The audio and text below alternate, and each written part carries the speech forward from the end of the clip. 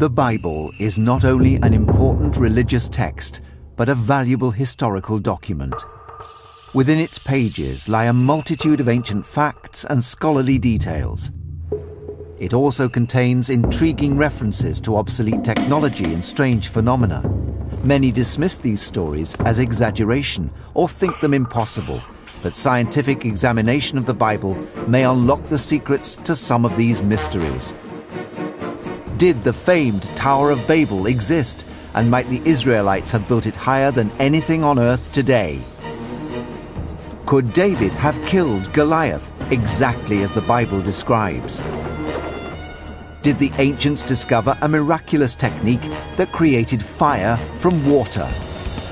And could the Ark of the Covenant really have flown, using a super science so mysterious it's only now being rediscovered?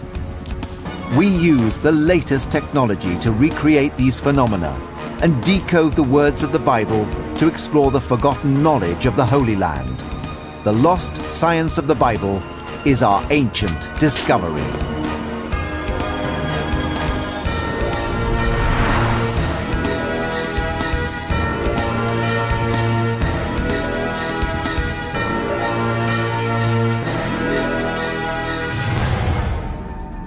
For thousands of years, the miracles described in the Bible were believed to be genuine in every detail.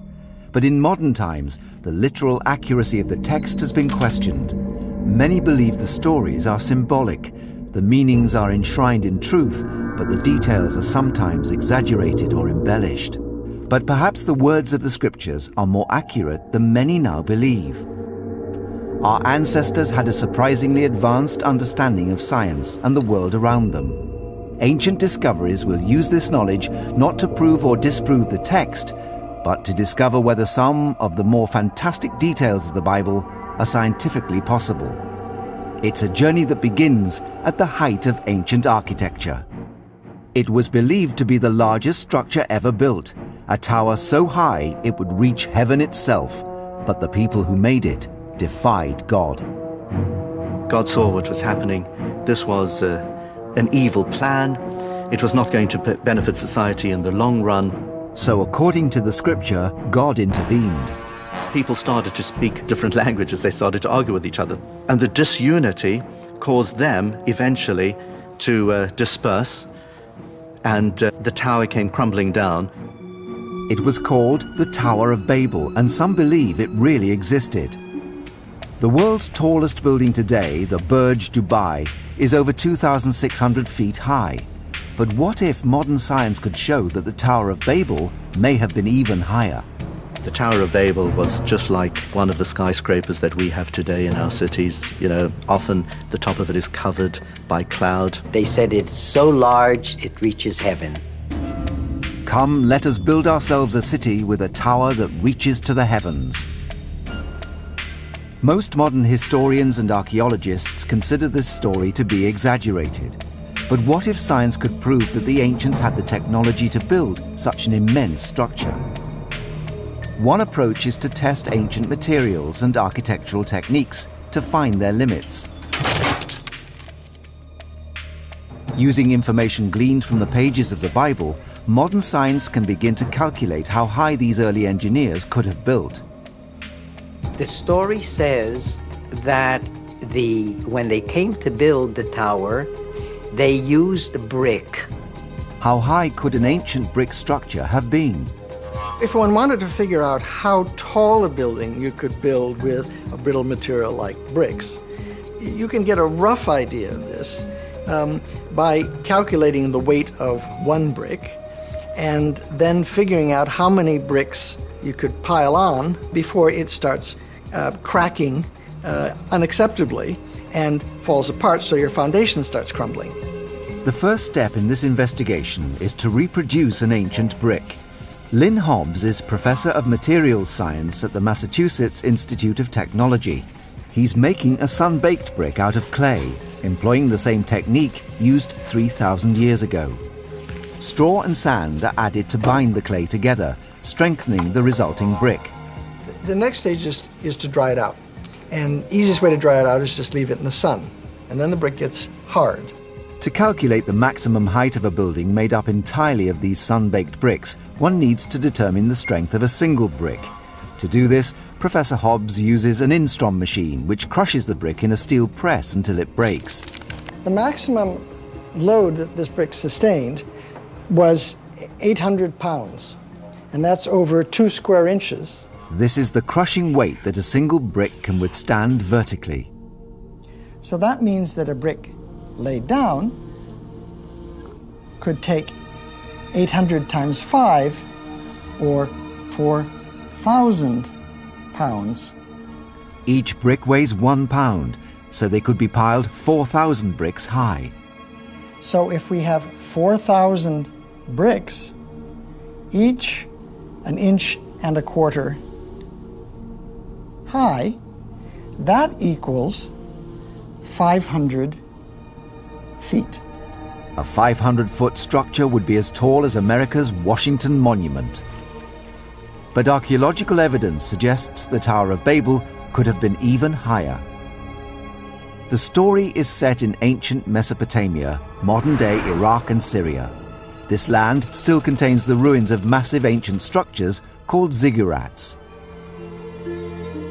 Ziggurats were the skyscrapers of Mesopotamia. The temples built atop them were believed to be the dwelling place of the gods. The dozens that still stand today have been dated by archaeologists as from the same era as the story of the Tower of Babel. They were created first around 2000 BC. The ziggurats have endured because of their extremely strong pyramidal structure. Well, the ziggurats are part of a very ancient tradition, and so the people of ancient Iraq were very experienced in dealing with the materials for the platform. They understood that the increasing weight of these platforms needed spreading of the load. Buildings with a wide base, like the Great Pyramids at Giza, spread the load better than straight towers. This makes them more stable and able to be built higher. A pyramid could be built 3 times higher than the tower.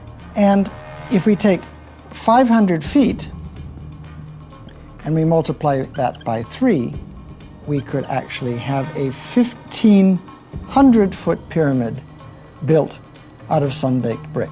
1,500 feet is more than 1/4 mile. That's pretty amazing for a bunch of clay that you've dug out of the ground. So sun-baked bricks in a ziggurat shape could have been built 1,500 feet high. That's higher than the world's tallest brick building today, the Chrysler Building. But the Tower of Babel could have been even bigger, thanks to a revolutionary technology so important it's mentioned in the pages of the Bible. They said to each other, "Come, let's make bricks and bake them thoroughly." That treatment of burning the brick changes its properties quite drastically. It makes it much stronger. Firing a brick at 1,500 degrees Fahrenheit for 24 hours, as the Mesopotamians did, causes the clay particles to fuse together. This results in a much stronger building material. But how much higher could the Tower of Babel have been using the more robust fired brick technology? Our sun-baked brick could take 800 pounds of weight. The fired brick should be much stronger. We already have 1,000 pounds on the brick, much more than we had on the sun-dried brick. You can see it's starting to crack at about 2,000 pounds. Now we're up to 5,000. Almost 6,000 pounds. The strength. There we go. As you can see, it almost exploded. At 6,000 pounds, the fired brick is 7.5 times stronger than the sun-baked brick. Professor Hobbs uses these new results in the same calculation to determine how high the ancient Mesopotamians could have built. That's 2 miles. So in principle, using fired brick, we could build a pyramid 2 miles high, well up into the heavens. That's about 4 times higher than the world's tallest building today. So in theory, it's possible that the ancient Mesopotamians could have built into the heavens, so high they would have suffered altitude sickness. But in practice, would they have had the resources to do so? Even though theoretically we could have a 2-mile-high ziggurat, it would have been impractical because the fired brick consumes so much energy to produce. We understand the story of the Tower of Babel to have actually happened. Just look at any skyscraper in a metropolis and you'll see great towers reaching up to the heavens. From a towering building to a gigantic warrior, can modern analysis of biblical text also shed light on the famous story of the shepherd boy David, who single-handedly killed the giant Goliath? Was there a weapon and technique deadly enough to fell a giant with just one blow? It's one of the most famous underdog stories ever told. An attacking force armed with technologically superior weapons is led by a giant warrior feared by all. But he's brought down by a single stone, slung by a boy named David. With a sling and a stone, David smote the Philistine giant. David not only defeated Goliath, but defeated the Philistines, and by defeating the Philistines was actually the motivating force for the beginning of the history of Israel. But how difficult would it have been for a boy to strike and kill a giant with just one stone? The sling is the great ignored and underrated weapon of the ancient world. It's very cheap, it's the weapon of poor people, but it was incredibly effective. As two armies stood facing each other on the field of battle, why was a boy pitted against a giant? It was the 11th century BC, and the people of Israel were confronted by their enemies, the Philistines. The Philistines came from the area of the Aegean Islands, equipped with the most modern technological weapons against a very small, minor nation. The Philistines' champion Goliath wore an armor of bronze. He had a tremendous amount of armor, which when we actually weigh by that which is mentioned in the Bible will come close to 125 pounds. So you see this unbelievably large, monstrous creature. When Goliath offered to settle the battle by single combat, David stepped forward. But David was not just any boy. He would later become King David. After Jesus, his is the most complete biography in the Bible.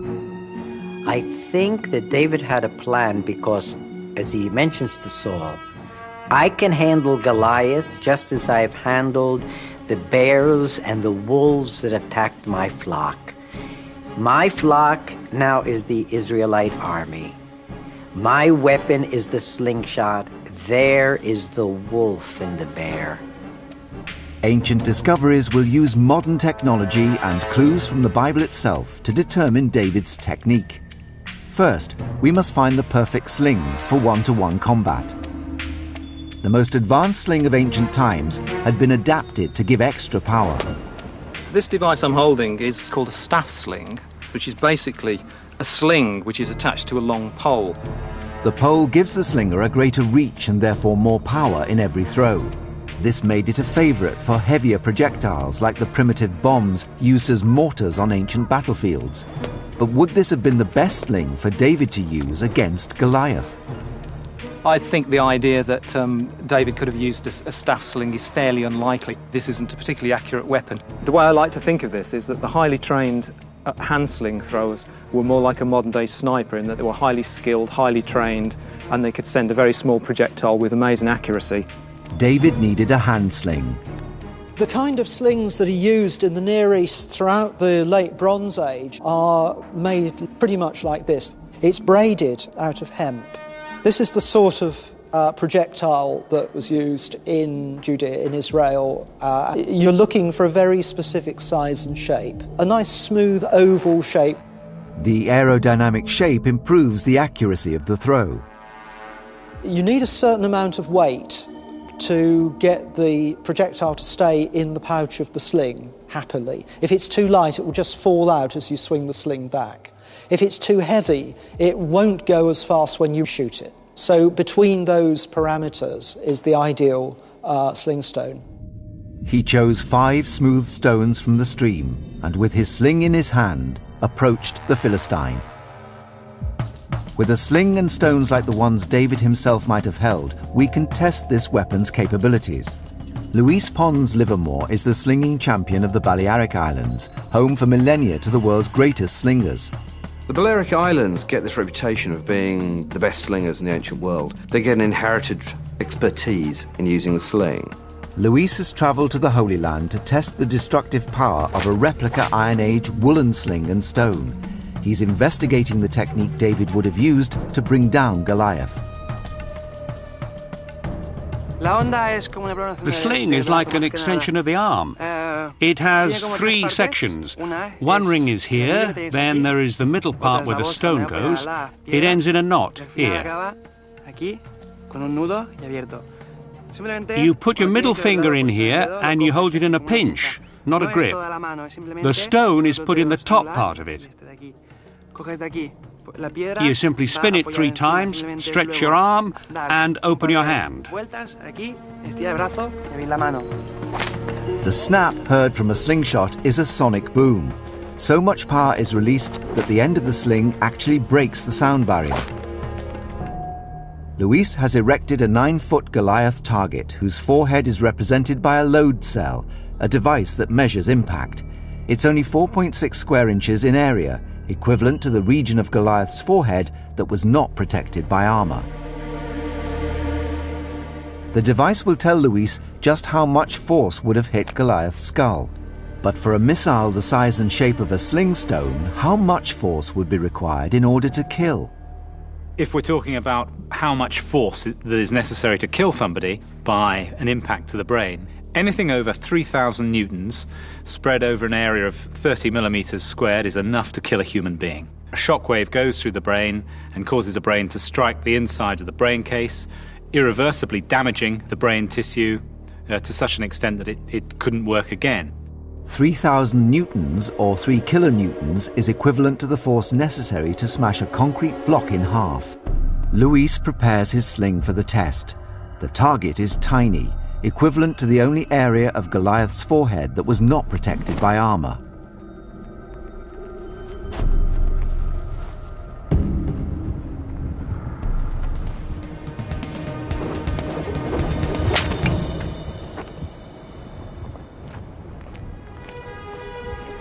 .62 kilonewtons. That's sufficient to eliminate Goliath with a sling and a stone. Goliath is now dead. He slung it and struck the Philistine on the forehead. The stone sank into his forehead and he fell face down on the ground. To have achieved such a shot must have taken extraordinary skill and nerve. Even Luis, a champion slinger, has found it exceptionally difficult to attain power and accuracy at the same time. To be able to take out an armoured man with one sling stone is a lucky or an incredibly skillful shot, even for a very skilled slinger. He must have been endowed with some tremendous skill, ability, and capability that came to the fore at the time of a crisis. And the fact that he was able to face a crisis successfully is one of the basic requirements for ultimate kingship. Ancient Discoveries has shown that it is possible for a boy to sling a stone with enough power and accuracy to kill a giant. But to do this, David must have been more skilled than an average shepherd boy in the arts of a warrior, and very lucky, or as the Bible suggests, truly blessed. One of the Bible's most mysterious episodes is the story of an altar of stone and wood described in the first book of Kings. The altar burst into a fiery inferno, but no spark was used to light it. The flame appeared to spring from nowhere. Analysis of accounts by some of the great writers of the ancient world could shed new light on this biblical puzzle. They describe a mysterious man-made chemical that would burst into flame without the need for sparks or embers. It was known as automatic fire. Automatic fire, as it sounds, is fire that seems to spontaneously ignite. I think of a lot of this is mysterious, supernatural, that there are magical powers at work. Ancient Discoveries is investigating the secrets of automatic fire. The story begins nearly 3,000 years ago on Mount Carmel in Israel. According to the Bible, the Israelites had been rejecting Jehovah and worshipping Baal, the god of rain. Now there was only one priest of Jehovah remaining, the prophet Elijah. Elijah went before the people and said, "If the Lord is God, follow him. But if Baal is God, follow him." But the people said nothing. He had to lay down the gauntlet, and he said, "Come on, bring your prophets of Baal, and let's see who the real God is." Elijah set them a challenge.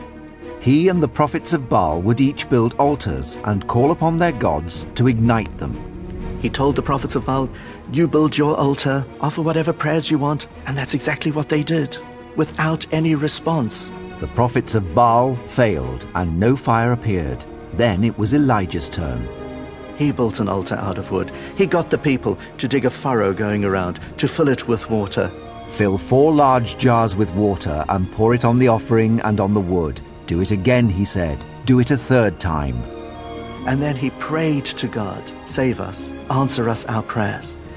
Fire came out from heaven and consumed the entire area. Elijah had won them back to a belief in God. Fire on an altar drenched with water. Is it possible the water itself somehow ignited the blaze?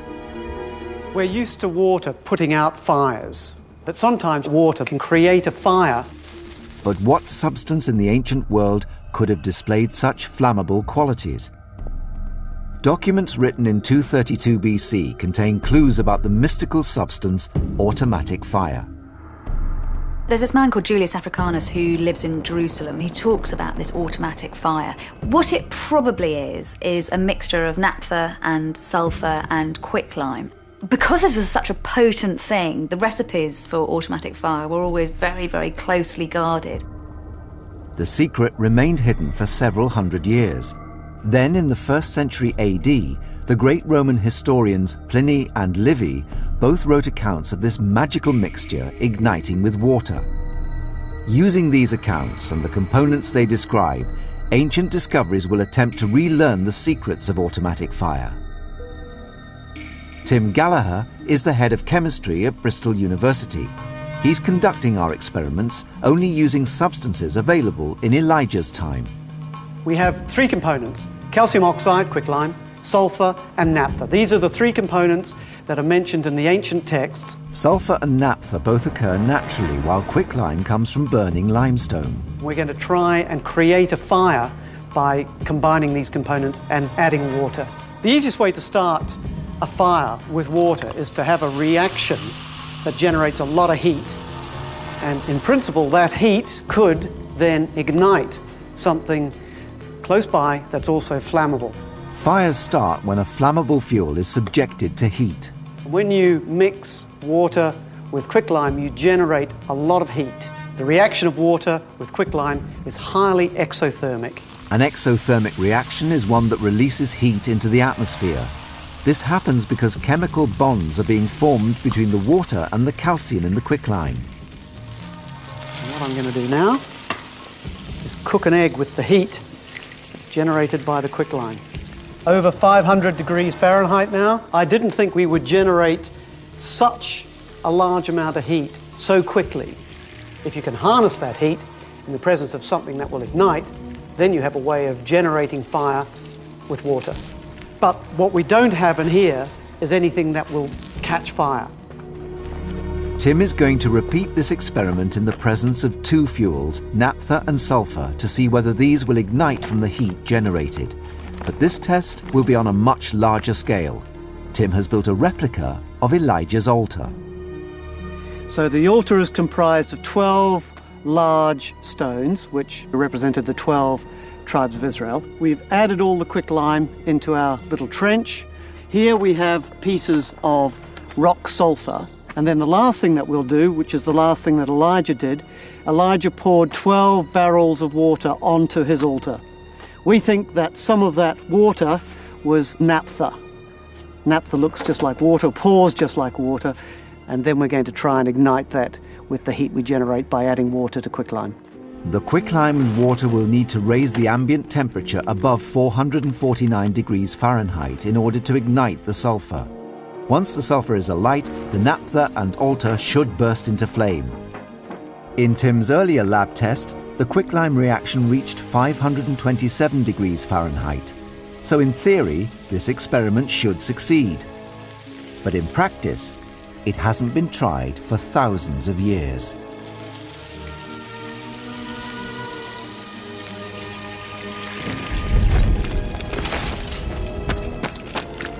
It's catching. So it's igniting the naphtha. That will spread the fire, and you can see it now spreading through, and everything's coming from the quicklime end of the altar. So you can see now the fire is really beginning to build up. It doesn't prove that this is how Elijah created the fire.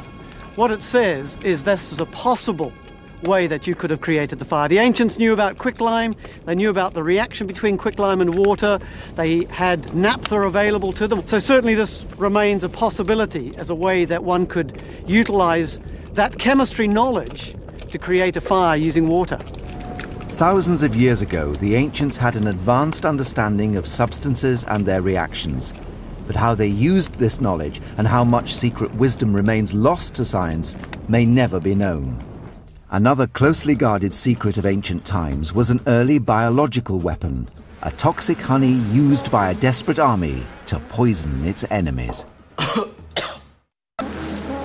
Bees, wasps, and hornets can strike fear in otherwise brave men. Even today, bees kill up to 100 people each year. And in biblical times, military leaders use this fear to terrify enemy armies. In the Bible, if you take all the references to bees, you will notice that some of them present bees as being a danger, as being even a lethal weapon in war. And I will send hornets before you, which shall drive out the Hivite, Canaanite, and Hittite from before you. People develop all kinds of ways to use bees. They pack them into little clay pots, which are almost like hand grenades.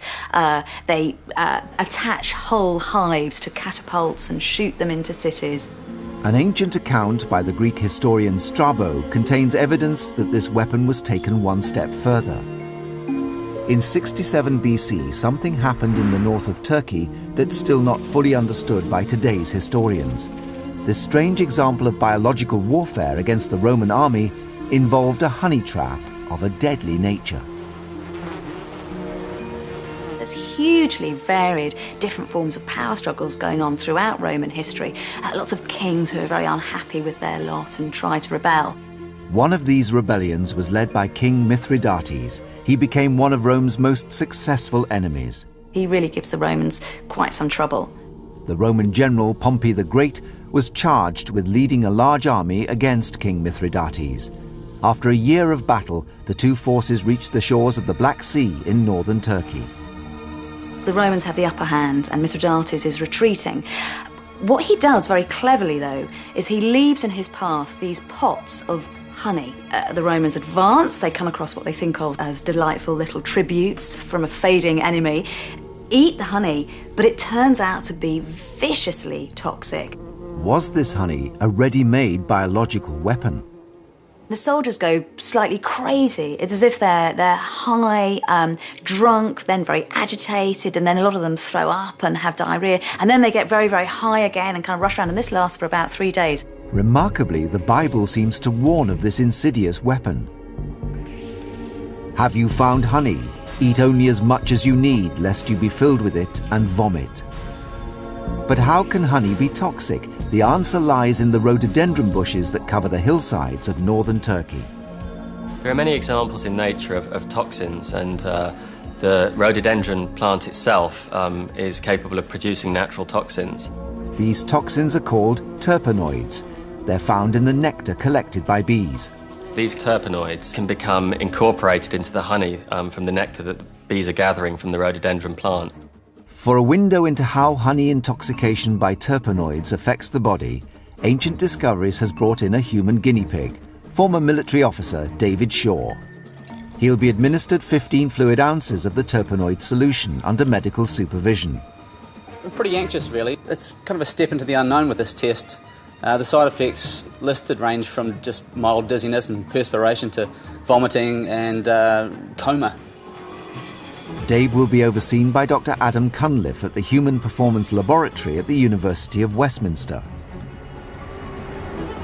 Dave will be put through a test that will push his cardiovascular system and coordination. He will carry out this test twice, once before and once after taking the terpenoids. Dave runs at 10 miles per hour for 10 minutes. The test will measure his heart rate and oxygen consumption at low levels of activity. Your heart rate here was 164 on average throughout that test. And we can also see your oxygen consumption, and that turned out to be about 3.8 litres per minute. And it's the oxygen which is required by the exercising muscle. So the harder you're working, the more oxygen you're going to be consuming. Dave is in peak physical condition, just as the Roman soldiers would have been. His test results are above average, but what effect will the terpenoid solution have on his body? Terpenoids are highly toxic, and Dave is only able to do this under strict medical supervision. Really, we want to see if his performance is affected. Dave's looking a little bit unsteady on the treadmill. He's finding it difficult to keep in the centre of the track. His heart rate's about 10 beats higher per minute than it was in the previous experiment, and his respiratory exchange is quite a bit higher than it was on the previous test. His performance on the treadmill was significantly affected in a negative way. When we looked at his physiological data, we saw that he was working harder, running at the same speed. Any form of coordinated movement, as a battle would certainly involve, would be seriously affected. I had no control over my cardiovascular system, and obviously the results show that I was greatly diminished. In essence, we could see it as an early application of a kind of chemical or biological approach to warfare in getting the opposing forces to actually ingest this toxic substance. You could see it almost as a form of culinary Trojan horse. The results suggest that consuming toxic honey upsets coordination and accelerates fatigue. The 3 squadrons of Pompey's army that found and ate the honey on that fateful day in 67 BC became violently ill.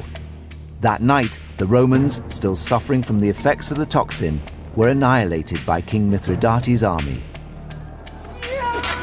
War drove the development of technology in biblical times, but while making weapons, did the Israelites also discover a super science that would allow objects to levitate?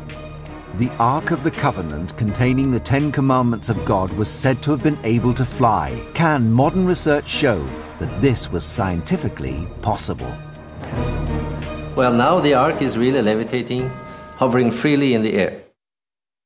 The most powerful religious object in the ancient world was the Ark of the Covenant. We call it the Mysterium e Tremendum. It is this tremendous mystery of divine power, all concentrated within a small architectural device. It was said to be able to levitate, to bear its own weight in thin air. It was there, moving by itself, supporting those who were carrying it. Was this a demonstration of divine power, or is there another explanation? Could the levitation have been achieved by lost technologies, technologies that are only now being rediscovered? Believers believe that God can do anything, and especially when it comes to the Holy Ark, which houses the 10 Commandments given by God to Moses on Mount Sinai. The Ark is mentioned in the Bible, the Quran, and the Hebrew Torah, but the most mysterious story is that of Uzzah. We know from the first book of Samuel how in the days of King David the time had come for the Ark to come back home to Jerusalem. Oxen were pulling a wagon on which the Ark was resting. Uzzah noticed that the oxen started to fall to the ground. He feared instinctively that the Ark could fall, and so he put out his hand to steady the Ark, and as soon as he did that, he dropped down dead. Why? Actually, the Ark didn't need an Uzzah or anybody else to steady it. God said to him, Uzzah, it bears those that carry it. Can it not certainly bear itself? God was powering that Ark forward. Yes, it was levitating through the air, with that power coming from God. But can science offer an alternative theory? Modern scientists have uncovered a set of materials with surprising properties. They're called superconductors and could explain the miracle of levitation. Superconductivity is one of the great frontiers in physics. Superconductor expert Professor Tom Johansen at the University of Oslo in Norway is investigating the phenomenon of levitation by superconductor. I have a magnet here, and if this is in the vicinity of the superconductor, when I cool the superconductor, what is going to happen is that the superconductor recognizes that there is a magnetic field surrounding it, and it's going to react on that. The unique properties of a superconductor create an effect called stable levitation, but they only work under very specific conditions. There are many materials which are superconducting by itself. For instance, aluminum, lead, many elements are superconducting. The materials used to make superconductors were common in the ancient world. But you have to cool them far down in order to get those properties. Elements will only superconduct below a critical temperature. To raise this critical temperature, metals are combined into alloys. I have here a piece of yttrium barium copper oxide, and this material has to be cooled below 91 Kelvin in order to get into the superconducting state. But this you can achieve very simply by pouring in liquid nitrogen. 91 Kelvin is equivalent to minus 296 degrees Fahrenheit. I can take the magnet and bring it closer. But if I now put my hand back, it will stay in the air. Magnetic levitation by superconductivity. But how can the magnet withstand the force of gravity? 3D specialist James Dean uses technology specially designed for ancient discoveries to investigate. When a superconductor is cooled below its critical point, the way in which electricity flows within it changes. If we take this superconductor and we place it in the presence of a magnetic field, we can see that the field lines of the magnet are inducing a flow of electric charge within the superconductor. These currents form tornadoes of charge called vortices, with the magnetic field passing through their core. If we zoom in and take a closer look, you can see that the vortices of current that the magnetic field has induced are passing through any little tiny defects they can find in the superconductor. These defects pin the vortices and therefore the magnetic field in place. And if we move the magnet, we're moving the magnetic field with it, which means that the vortices are being dragged away from their pinned locations. So they're resisting this movement, and if we push it and pull it, we can see that it's trying to pop back into place. In fact, we'll find that any force which tries to move the magnet, and thus the magnetic field, will be met by an opposing force, which tries to return it to the same location. This is the key to stable levitation. The pinning of the magnetic field opposes the force of gravity. So the magnet is locked in place because its magnetic field is locked in place, and it levitates above the superconductor. If the superconductor is moved, the levitating magnet will follow it, travelling at the same height along a plane. So the magnet not only levitates, it can also be moved through the air. But could the ancient Israelites have mastered such a science more than 3,000 years ago? Quite often when we look at ancient technology, we're amazed at the craftsmanship and the skill that goes into the production of objects. This was an age of highly sophisticated metallurgy. War across the Middle East was fueling the fires of advancement. Smelting processes were being improved to produce better alloys for weapons. While making these alloys, could the ancient Israelites have discovered this super science? If so, it would not be the first lost technology puzzling historians. Quite recently we were looking at Bronze Age spearheads, and they're amazingly fine castings, and we were trying to find a modern foundry that could replicate these. They all had great problems in achieving anything near the quality that the ancient metalworkers could do. Could the Ark of the Covenant have been levitated by a lost technology? Ancient Discoveries puts this to the test with a model of the Ark that will push stable levitation to its limits. To levitate this Ark is quite a challenge because it is a large object and it's heavy, and that I've never done before. At the bottom plate, I have attached 4 very strong magnets which are going to interact with the superconductors that you are seeing here. And I have put the spacer in between, so I have a gap between the Ark and the superconductor when I will cool them down.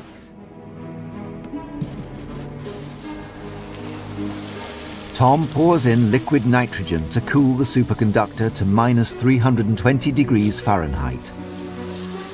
For the experiment to be successful, the 4 supporting blocks must be removed one by one until the Ark is hovering above the superconductors.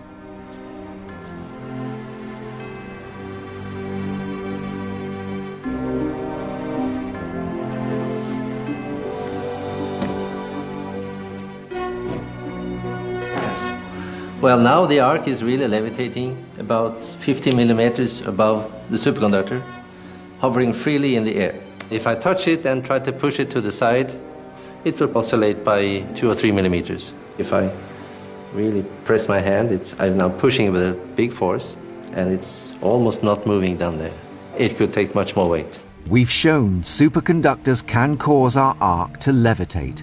But could the ancients really have discovered this 3,000 years ago? The physics of magnetic levitation with superconductors is, of course, part of the laws of nature, and this has been like this forever. The discovery of superconductivity was totally accidental. It happens by accident even today. But there remains a problem. How could the ancients have chilled the superconductors to temperatures hundreds of degrees below zero? It's possible they didn't need to. They could have discovered materials that superconduct at room temperature. There is no fundamental physical principle which prevents room temperature superconductivity. It could be that people have not found this material, but we cannot say today that it's impossible. God works in different ways. And sometimes you can have an extraordinary feat from heaven. Sometimes you have something which is within the laws of nature which takes place. Both come from God. The fact that the Ark could move by itself is a testament to the greatness of God. It is not magic, but it's very fascinating physics. Modern science often helps to substantiate details and facts that are in the Bible. There are details within modern science which are incompatible with the biblical account of events, but often, actually, modern science can be an aid to strengthen our faith and to substantiate what's in the Bible. The mysteries of the Bible have intrigued scientists and historians for millennia.